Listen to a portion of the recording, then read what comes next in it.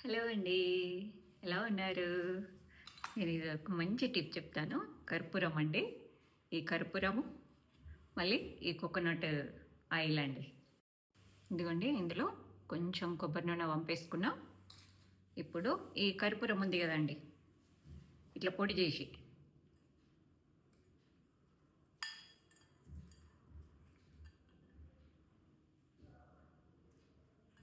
ఇదిగోండి, ఇది చూడండి. దీన్ని ఇట్లా చేసేసుకొని బాగా కలిపేసుకొని, మనకి ముఖం మీద కానీ ఇట్లా మచ్చలు అవుతాయండి, మొటిమలు ఉన్నప్పుడు నల్లగా మచ్చలు అవుతుంటాయి కదా, ఆ మచ్చల మీద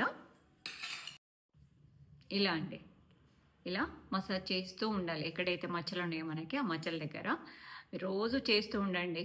ఒక 15 రోజులలో మచ్చలు అనేవి మొత్తం తగ్గిపోతాయండి. ఓకేనా అండి? ఈ టిప్ అయితే ట్రై చేయండి.